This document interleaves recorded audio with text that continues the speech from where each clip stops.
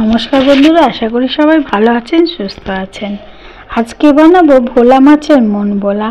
আরে যদি খাইয়া মন ভুইলাই যায় তাহলে মন নিয়ে কি করুম, তাহলে তো কেউ করতে পারুম না ভুইল্লা গেলে।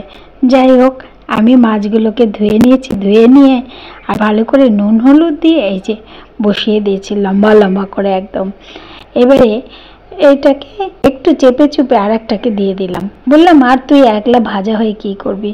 আর এইদিকে মিক্সারের জারে 8-10টা কাঁচা পাকা লঙ্কা আর 10টা রসুন, 1 কোয়া আদা আর বড় একটা টমেটো, এটাকে পেস্ট করে নিচ্ছি। এবার ভাজা হয়ে গেছে, তুলে নিচ্ছি।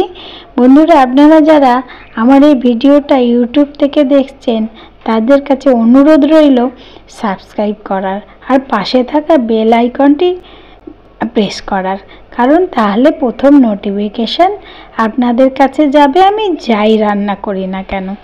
এইবারে ওই তেলেই দিয়ে দিলাম একটা পেঁয়াজ কুচি। আমি এই রান্নায় 2টো পেঁয়াজ কুচি দিয়েছি, পেঁয়াজ দিয়েছি, একটা কুচিয়ে দিয়েছি আর একটা পেস্ট করে দিয়েছি। ওইগুলো সব পেস্ট হয়ে গেল, টমেটো, রসুন, আদা, কাঁচা লঙ্কা। এবারে আমি এতে পেঁয়াজটা, একটা পেঁয়াজ পেস্ট করে নিচ্ছি।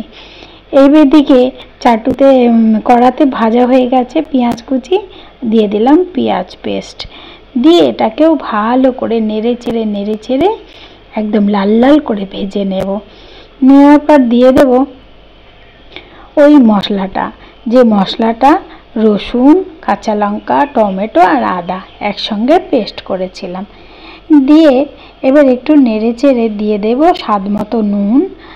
আর আমি এই জন্য এর মধ্যে দিয়েছি 1/2 চামচ নুন, 1/2 চামচ হলুদ, 1/2 চামচের থেকে একটু কম জিরে গুঁড়ো, ধনে গুঁড়ো আর একটু সামান্য গরম মশলা গুঁড়ো, আর দিয়ে দিলাম সামান্য একটু জল। দিয়ে ভালো করে নেড়ে চেড়ে এটাকে মানে কষে নিচ্ছি। আর আরেকটু দিয়ে দিলাম কেশরি মেথি।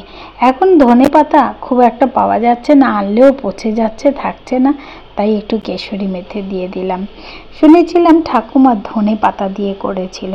যাই হোক, জল দিয়ে দিলাম, বেশি জল দেব না, তার কারণ হচ্ছে এটা যেহেতু গ্রেভি হবে একদম। মাছগুলো এবারে এক এক করে দিয়ে দিয়েছি, ব্যাস ফুটে গেছে মাছগুলো দিয়ে। এবার একটু ঢাকা দিয়ে দিলাম, ঢাকা দিয়ে আরেকবার খুলে সেটাকে উল্টে দিলাম, যাতে দুপিঠে মশলাটা ভালো করে মাছের মধ্যে মিশে যায়।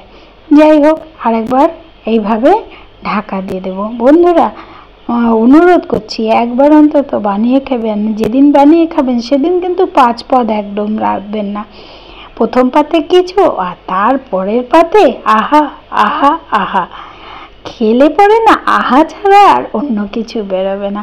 মেয়ে খাচ্ছে আর বলছে, মা বিকেলের জন্য আছে তো, নালে কিন্তু হবে না, আজকে কিন্তু ভাত খাবো, রেখে দাও, বিকেলে খাবো। অসাধারণ হয়েছিল কিন্তু।